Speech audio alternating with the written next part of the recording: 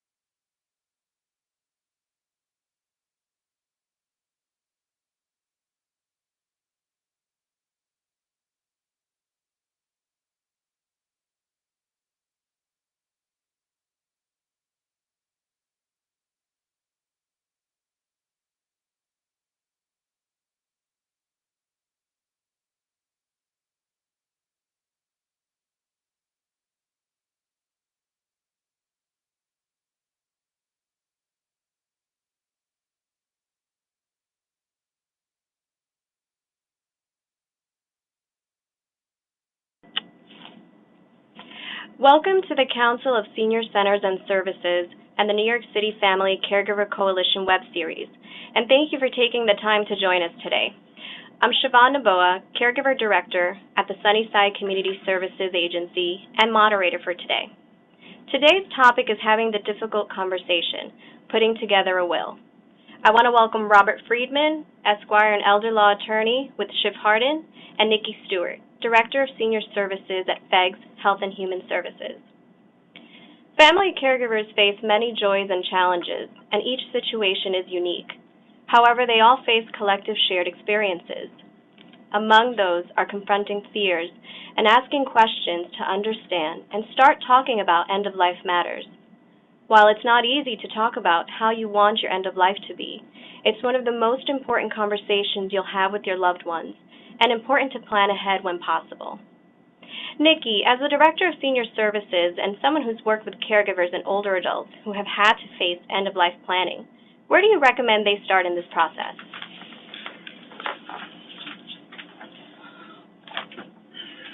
Siobhan, that's a great question. The first step in beginning the conversation with your loved one is the caregiver themselves need to acknowledge that this is not an easy process. Many times as caregivers, we struggle with the difficulties in talking about the particulars with end-of-life care. Many reasons why we are not having these conversations can get the gambit. So nothing to worry about at this time. A lot of caregivers think, no one is sick, so why should I have this conversation? Sometimes caregivers feel like they're not comfortable having these conversations with their loved ones. And then they don't want to worry or upset their loved one. The next step is that the caregiver needs to find resources to assist in the process. And the simple thing that you can do is just do a Google search. In our second slide here, we have a couple of references such as aarp.org, webmed.com, agingcare.com, National Institute on Aging, and then the last one, which I thought was a really, really good step guide that caregivers can use, is the Conversation Project, which was created by the Institute for Healthcare Improvement. The next couple of slides that I'll talk about, I'll be referring to the Conversation Project. So step 3 that a caregiver should really focus on in beginning the conversation is to practice, practice, practice. I can't stress that enough. And how you want to do that is first just practice the conversation with a friend, maybe a family member, a coworker at work, a friend, and just bounce off ideas with your friends on how you can start that conversation. Another idea could be write a letter to your loved one. Distribute the letter, but writing down ideas may help jog your the way you want to start that conversation. And then the third point is to talk to someone who has already gone through this process. The fourth step is to think about your end-of-life care needs as yourself as a caregiver. Sharing with your loved one your own personal needs can help begin dialogue. It can also help the loved one to begin thinking of the process themselves. And it allows the loved one to know that you have been thinking about this process, which is really important, so that dialogue can become fluid. So after that is all said and done, you want to start the conversation. So how do you do this? You talk to your loved one. I listed 3 points here that can be some leading statements that you can use. One would be talking to your loved one, I need your help with something, and start with that. The second would be, I was thinking about what happened to Uncle Joe, whatever, uncle, aunt, whatever you want to use, and then it made me realize, and then continue from that point. And then another leader question statement could be, I was thinking about the future and, okay? Now this can also, can you just go back to that slide? You can also reverse this, because a lot of times the loved one might want to start this conversation. So the loved one wants to start this conversation with their family members. They could use these statements as well, saying, what happened when Uncle Joe was really jogged my memory and just wanted me to start thinking about my own personal end-of-life care. Next slide. So during this conversation, the caregiver, I'm talking about the caregiver again, is you want to be mindful of these following things. Time and place. It's really, really important that you pick a perfect time and place for you and your loved one. You don't want to do it in front of your little kid's birthday party or Uncle Sam's wedding. You want to make sure that the time and place is conducive to the caregiver and the loved one. The second bullet is the loved one may not want to have that conversation at that time, and you have to be mindful of that, because if they don't, then it's your job as the caregiver to step away from it and then address it at a later time. You don't want too much time to pass because you may get cold feet, but just try to think about when you can bring this up again when the loved one may receive it a little bit better. The third point is be mindful and listen to the loved one. Again, this is your loved one's end-of-life care plan, not yours. So you definitely want to listen to what their needs are, what they want to do. and then take notes. Because, again, this is a difficult topic, so you may not want to keep readdressing the same thing. So try to take as many notes as possible so then when these things come up, you have those notes. And last but not least, be open-minded. There may be things that your loved one says that you don't agree with, but again, it's their end-of-life planning. So, so you want to be mindful of, open-minded to what they're saying and receive it. And that's actually it. I mentioned that the Conversation Project that we mentioned earlier in the resource slides, they have a starter kit, and you can actually go on a website called www.theconversationproject.org. This starter kit gives you a step-by-step guide of how to start this conversation with your loved one. It goes from beginning to end. It's really user-friendly, and it's easily available. Nikki, thank you so much for this invaluable information that you shared with the audience. I also want to share that, this is a difficult conversation that you'll be having, talking about decisions and how you want your end of life to plan out is not easy. And I also want for caregivers to know that they're not alone. And you may need to conversation. You may need to take a step back sometimes. But be mindful that, again, this is a collective shared experience, and to lean on your family members and to lean on, educated persons and persons who work with older adults and in this field. So I want to thank you for sharing information with us. Rob, kind of shifting gears, talking about this is difficult, and want to be mindful of that. Can you share with us what legal dynamics are involved that families and loved ones should know about and address as they plan for end-of-life decisions? Yes, I will. You'll see on the slide, I've got a quote from Benjamin Franklin, something you'd expect from a lawyer. In this world, nothing can be said to be certain except death and taxes. And what, as an elder law attorney, I discovered is, frankly, taxes don't really matter. Most of our clients don't pay any taxes. There aren't death or estate taxes for people unless they have really substantial assets. And the one thing that truly is certain is death. And I think that they've sort of set the table for how you approach it. From the lawyer's perspective, I want to tell you the issues that are going to come up and what you need to deal with.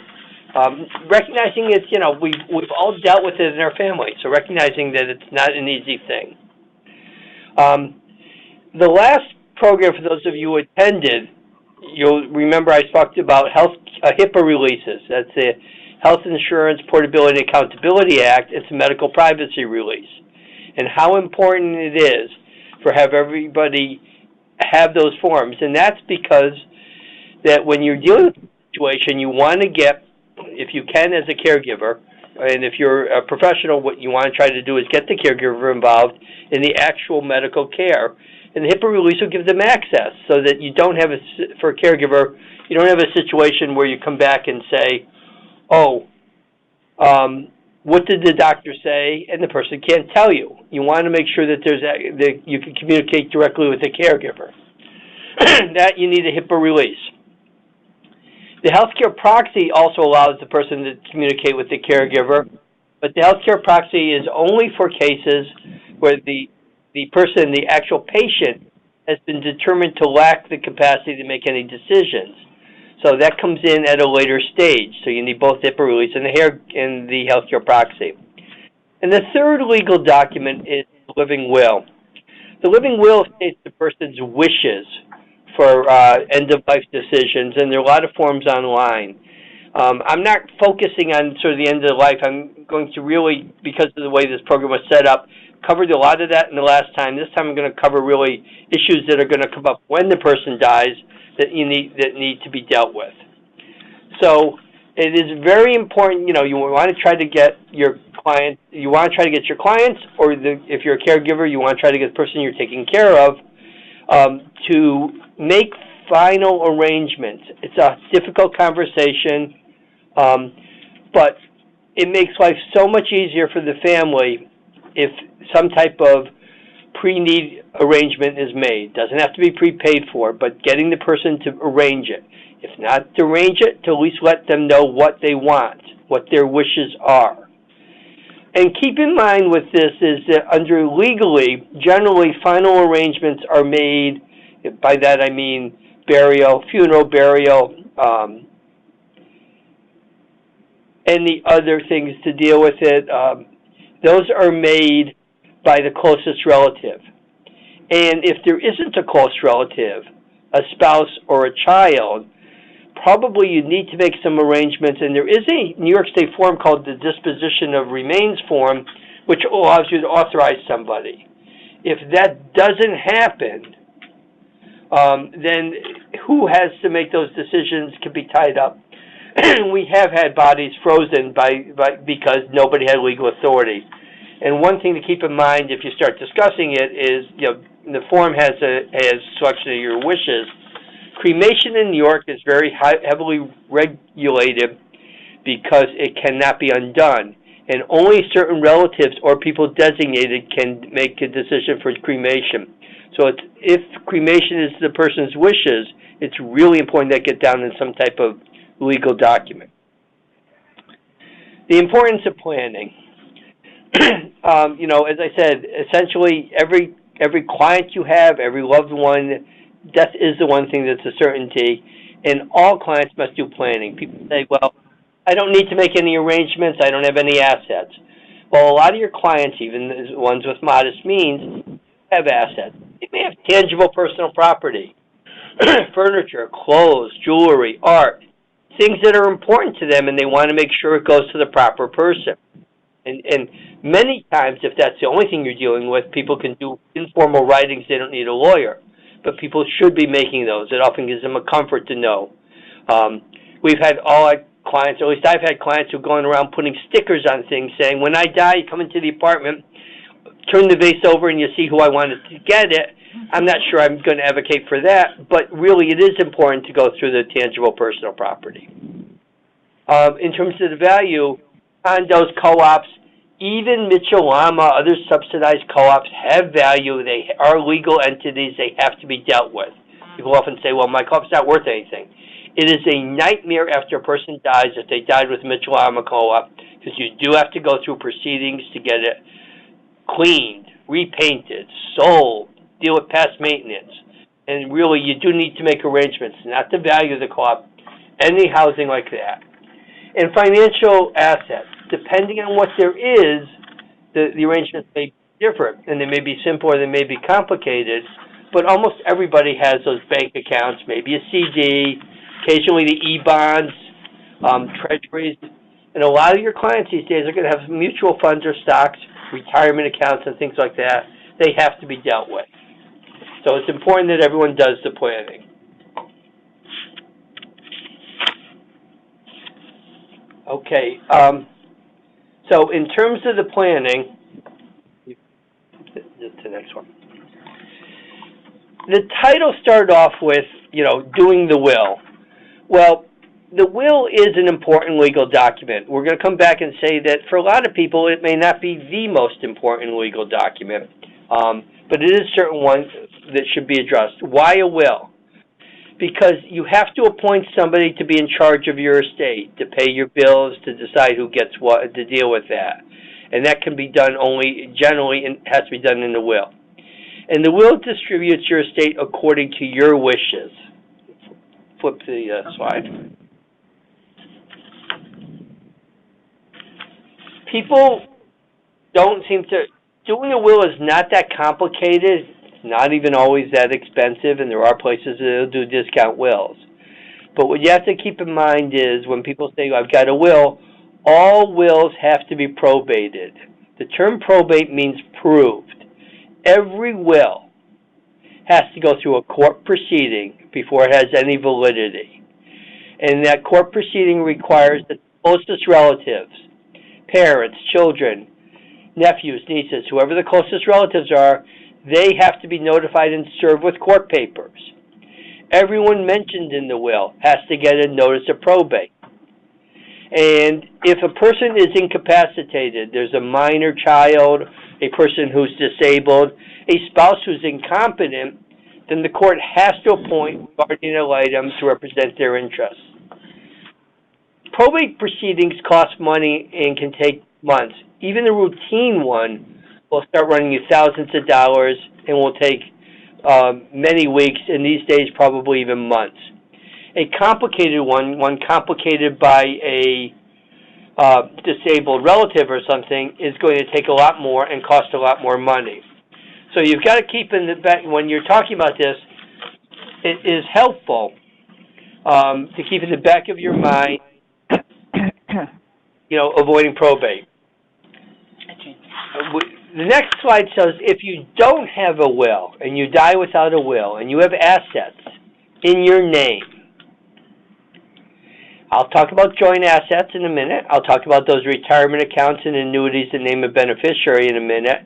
But if there's actually that bank account that's only in the decedent's name and there is no will, this slide, which I know is probably difficult to read, basically tells you who inherits it.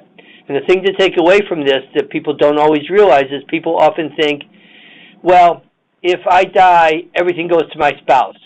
That's not true. If you have assets in your own name, first 50,000 goes to the spouse, half the remainder does, the other half goes to your children. And people don't always realize that. If there are no children, the spouse gets all, but if there are children, then they get it. And if there is no spouse, everything goes to the children, one share for each child. If a child predeceases, that child's share goes to his or her children, which is fine if that's what you want. If there are no spouse or children, it goes to the parents, and if the parents aren't alive, it's going to start going to siblings. And if there are no siblings, it goes to nephews and nieces, and beyond that, it'll start going to cousins, and if there's something beyond that, it really could be forever in court, and they'll start going mostly to the lawyers handling everything. And you don't want that.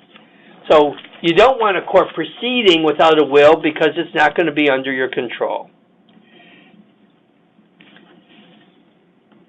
Doing a will is not bad. It's not bad from a legal perspective. The real complication in doing a will is not the drafting of a will. There are forms online, everything to my wife, and if she's not alive, then to my kids, substantively is enough. The tricky thing with wills is they have to be probated, and to be probated, it has to be done, prove that it was done in front of two witnesses. The person declared it to be their will. They actually have to say, this is my last will and testament.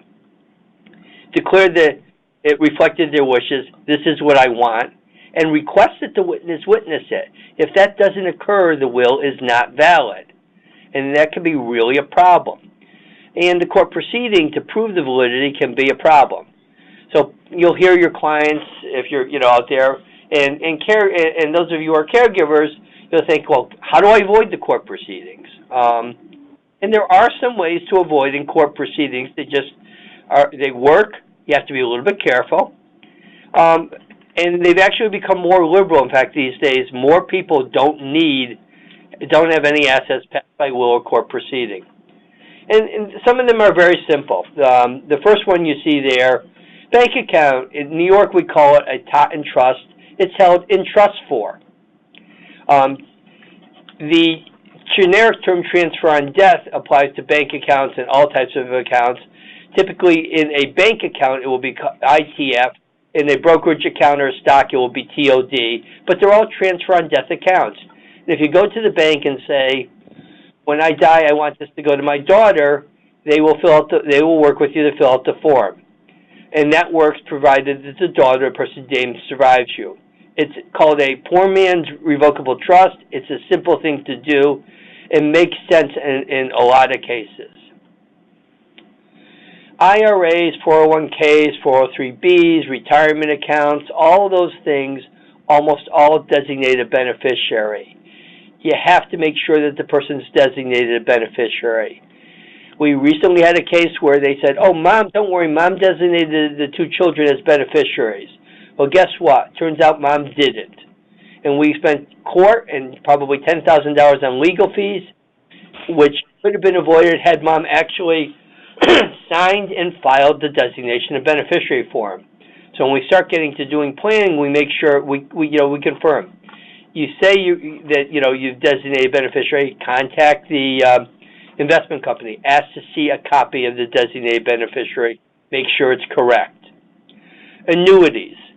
If you are dealing with elderly people, you realize that they walk into a bank and the bank says, well, our accounts give you 0.25% interest. You can do much better if you buy an annuity. You get a lot of people to buy annuities. Many times they're good investments, many times they're not. They certainly shouldn't be done with most of the money or all the money, but if a person has an annuity, they need to designate a beneficiary, and you've got to make sure it's done. Life insurance policies designate beneficiaries. Can't tell you how many times people, we deal with the children. Yeah, Dad had a life insurance policy. I know he designated beneficiaries. Sure, he designated his wife 15 years ago. She's deceased. Did he designate anyone else? Did he redo it? Again, if it turns out that's not true, then you may be in a court proceeding for something that can be solved with a signature. If there are a lot of assets or complicated assets, then probably there's a better solution, which is a trust to avoid probate. That gets involved with lawyers. That definitely will cost more money. On the other hand, in complicated cases. Now, I don't want to, minimize the fact that these are difficult topics. First of all, you're going to talk to somebody about passing away and all that goes, and then you're going to turn around and say, and yeah, by the way, Dad, you're going to die. I just want to make sure that I'm going to get my share of the money, or you're taking care of all of that. And it's not an easy conversation. As I mentioned before, sometimes actually the loved one, the person will raise it themselves. They say, I want to make sure everything goes the way I want. I want the arrangements the way I want. But if they don't, it's not an easy thing to raise. It really is something that will make life a lot easier for everybody if it is raised and if it's addressed. Flip the page there for a second. Okay. We talked about avoiding court proceedings, and one of the typical ways people do it. I don't have the time, so. Okay. One way people do it is they set up joint accounts.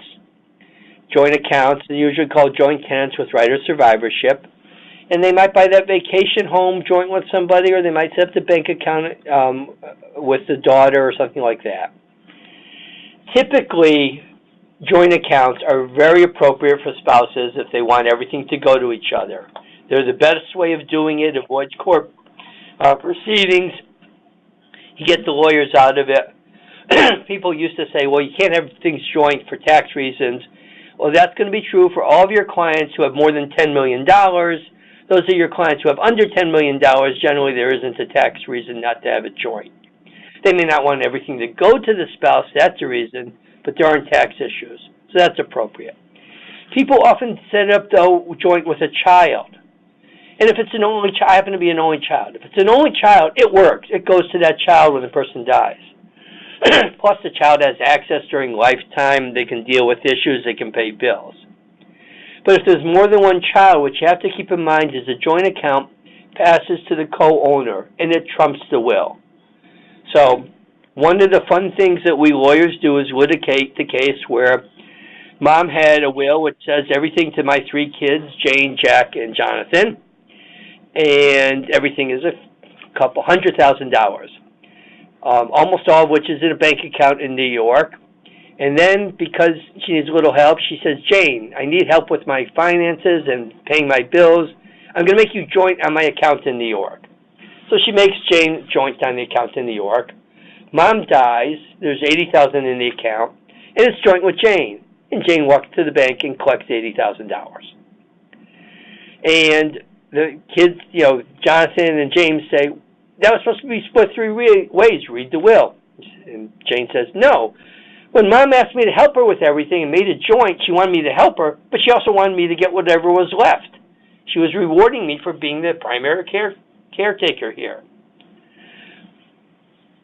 You got to decide what it was. If Mom wants it to go only to Jane, and that's the deal, you're going to take care of everything and this account will go to you, then there really should be something in writing saying that.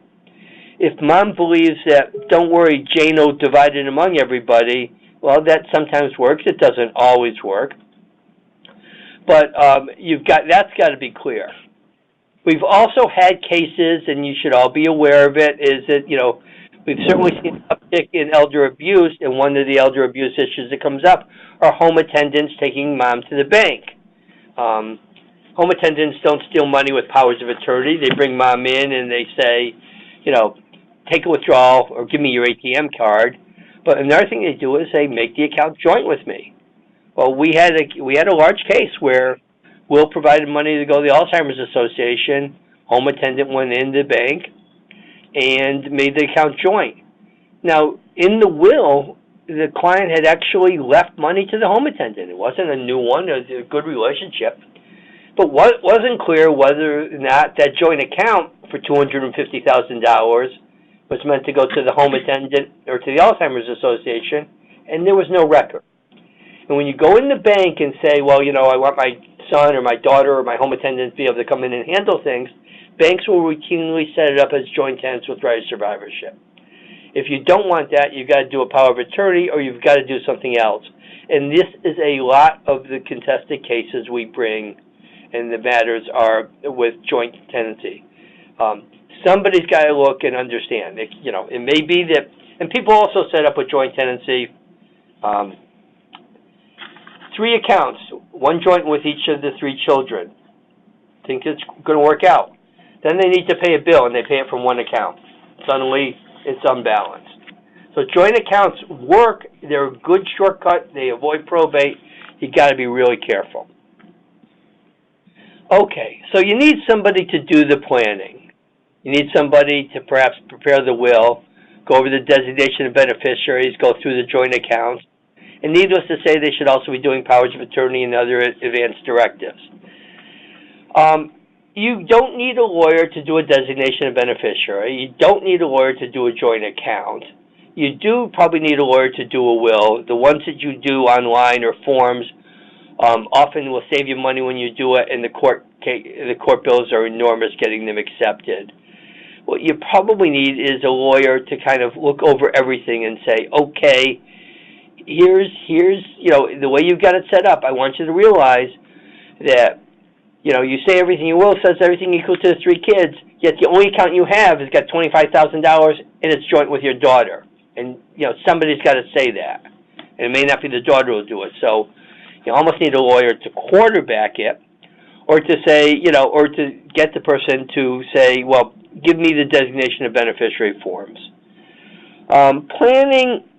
The perspective from a lawyer, it's not that expensive. From the perspective of the client, it's enormously and ridiculously expensive. Probably, it's hard to say. It depends how complicated. But by the time you get a lawyer involved and they're doing these things, it's probably going to run $1,000 or more. Are there ways of avoiding that? There may be through joint accounts and designations and transfer on death. But you got to be careful. If it's just husband and wife, usually when the first one dies, it's fairly simple. Everything's joint. That's not so bad. If it's an only child, you'd be surprised. You can probably get by. If it gets more complicated than that, it really becomes difficult. And what you have to keep in mind is that if there's a court proceeding, the cost of the court proceeding is going to be far more than the cost of planning. Can you find lawyers to do wills for a few $100s? Yes. That's not going to cover your filing fees in a probate proceeding or administration and service of process and everything. So that paying to do the work right to begin with in the long run costs, will save money. But you've got to keep it in mind. And again, I don't mean to gloss. I know this is difficult, and we've gone to getting the person to deal with their, the issue that they're going to pass away someday, and now we're going to get them to try to deal with actually the financial and legal issues, and it is awkward. It is difficult. Those of you who are, caregivers, it's a hard thing to approach. Those of you who work with caregivers, all you can do is, give the person the information, the issues they need to address, and hope that they can address it. But in the long run, failure to plan will cost far more than planning. And as from a lawyer's perspective, having an estate administration will cost a lot more money and make me a lot more money than doing any will, no matter how complicated it is. So it's good if you can try to do something about this.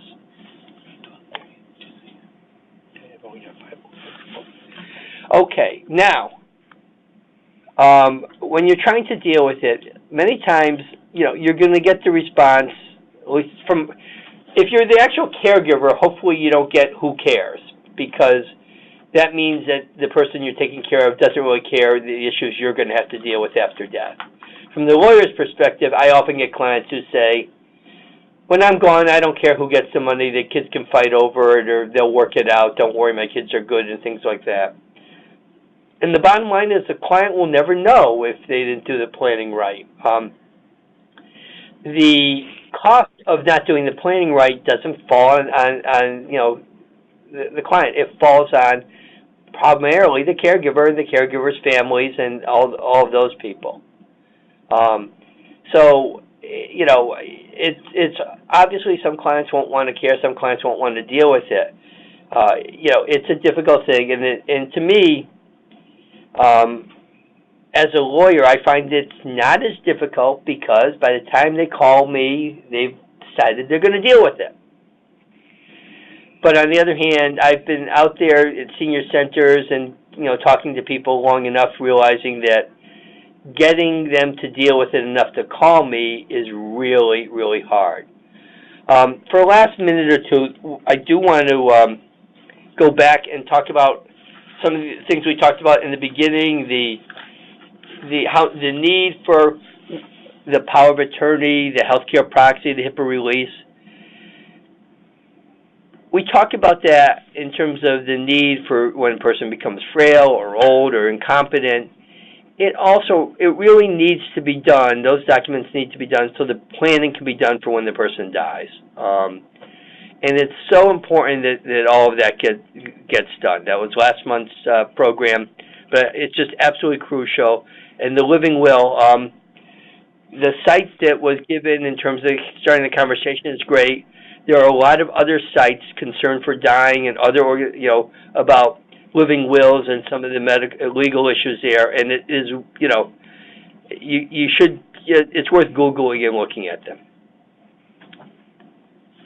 So, Robert, you've given us a wealth of information for caregivers to consider as they, again, begin this extremely difficult and sensitive topic about planning for someone's end of life. One of the points that I do want to kind of bring back to wrap up everything is, one of the greatest gifts a person can give themselves is planning and knowing that the decisions and the wishes that you want as your life comes to an end are going to be carried out. And as you mentioned, it takes the burden off your loved ones, it takes the burden off, the caregivers and family members. The second point that I want to bring up, as we've all touched on this, Nikki working with seniors, Robert as an elder law attorney, is the role of caseworkers and social workers. And it's important for us to empower our caregiver clients as well. These are difficult conversations to start and may not know how to bring it up.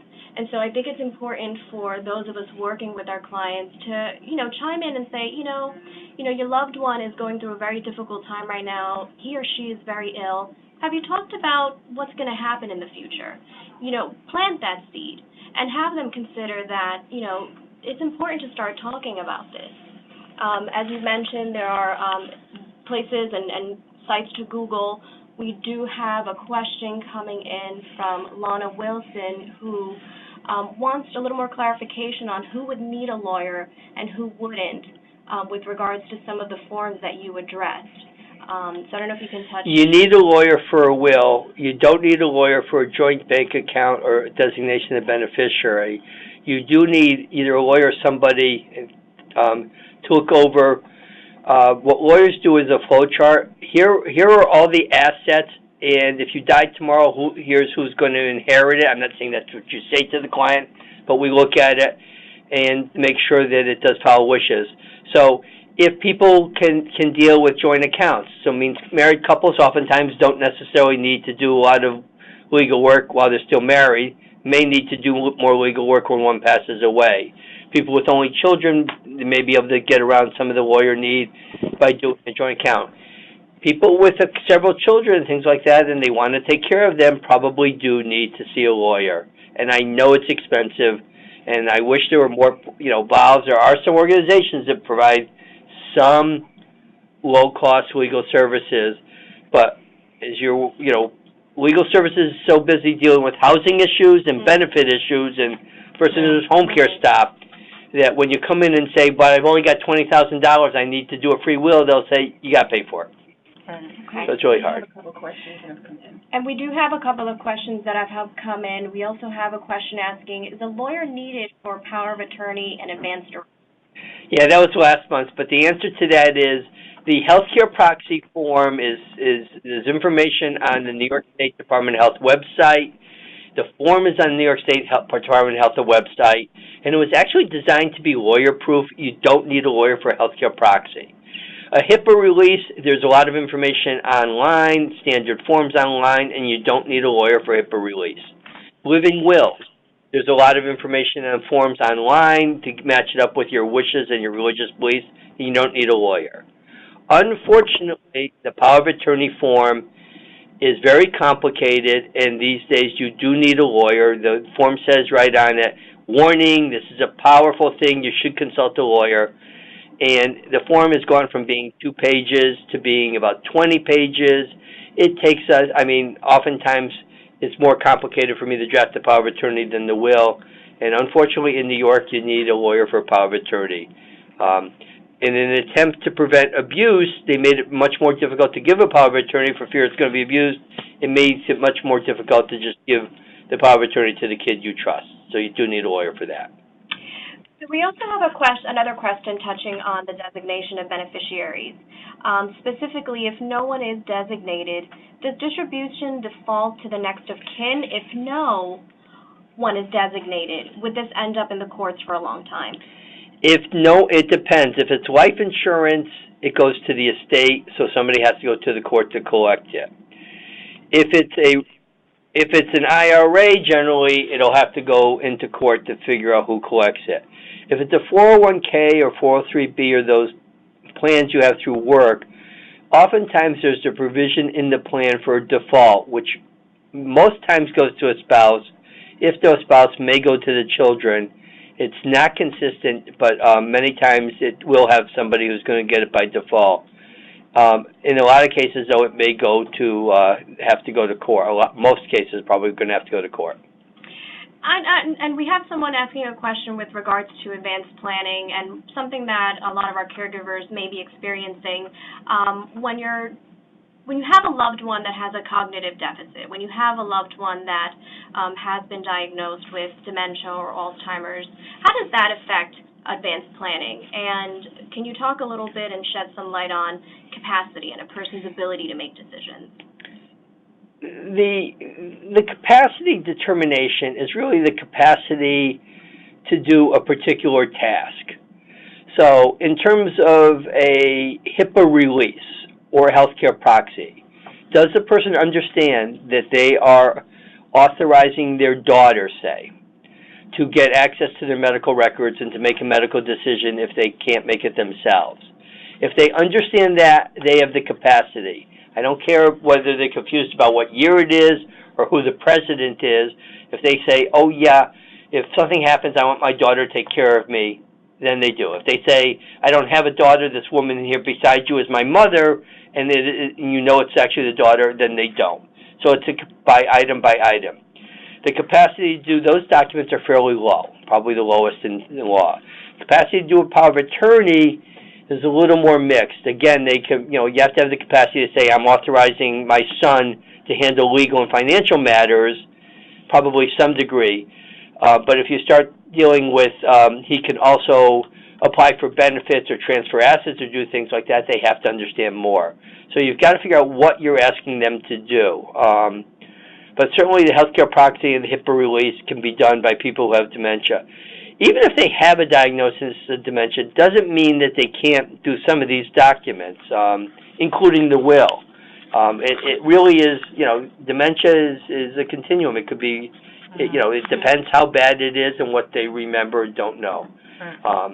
The fact that they don't remember the address or the date less relevant to the fact that, do they know the test for a will is, do they know the people who would inherit the, natural objects of their bounty, how their relatives.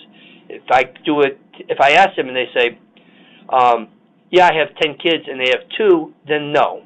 But if they say to me, I have 2 kids, there's John and what's the other one's name? It may be sufficient. Right. And they have to have some understanding what assets they have, but that doesn't mean they need the exact amount. They just need, I got some bank accounts. And I encourage our audience to ask us questions for either Nikki or Robert. I wanted to ask you a question, Robert, with regards to the audience and for those caregivers whose English isn't a first language. Are these documents readily available, translated, and once signed, should they be written in the language of origin? You'll find, you can go online, healthcare, HIPAA releases are you can find in almost any language these days. Which means you'd have the person sign the one they understood, and you'd have to, you have somebody sign an affidavit, vouching for the translation. Healthcare proxies are available, at least in Spanish and a couple of other languages. We've worked with interpreters when we do it, and we write affidavits, explaining that, that it was either translated and things like that. They've got to understand the document, so you're going to have to somehow get it across to them in their native language. It's become hard. It's obviously... In New York, we have a lot of people, languages we can't cover. But, for example, the State Bar Association sends people out to discuss healthcare decision-making day in May, and we certainly have lawyers who go out to the senior centers where they speak Spanish, Chinese, Korean, Russian, and I'm not sure what other languages, but there are lawyers out there who do it. So, again, I want to thank both of you for your time today and sharing. Can I just make one final comment that I got to go through? Sure. It's sort of, in terms of the topic, my mother was ill for a long time, and she had cancer, and we knew it was terminal, but we had no idea, how quickly it was going to go. And we tried to get, I tried to get her. My father has a little bit of dementia, wasn't real good at working with her just because he couldn't deal with it. It was too hard for him. And I'm an only child. So I tried to get her to talk to us about, if you pass away, where do you want to be buried? You want to be buried, where your parents are buried? You want to be buried where the synagogue you lived all these years? And she wouldn't talk with me. She wouldn't make any of those decisions until I went down for a visit, which was clearly at the very end when she finally said, okay, I think I want to get buried near you.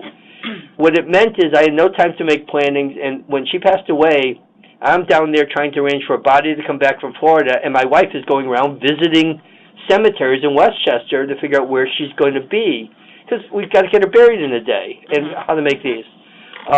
She just refused to deal. I mean, I know, personally, I can tell you, she just refused to deal with it when she was competent, and we tried. So, when I say you should do this, this, and that, doesn't mean that people always do follow through.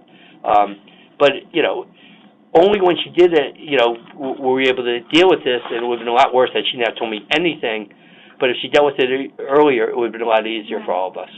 And thank you for sharing that, and it just really goes back to the fact that this is just, at the end of the day, not an easy conversation to have. Right. And there are also different factors that affect our comfort level, our culture, our religion, our spiritual beliefs. And again, once you start this conversation, don't be afraid to go back to point one. Don't be afraid to go back to step one, because you want everyone to understand and you want everyone to have a comfort level with what's going to proceed. So again, thank you for joining us today. I want to share with our audience that this information will be available on the CSCS website, and that's cscs-ny.org. And you're going to look for the section Webinar. And for those of us who heard earlier, this is a series of webinars that we're having. The next webinar will be held November 20th at 2:30 p.m., and that topic is the power of attorney, healthcare proxy, and advance directives. Thank you very much.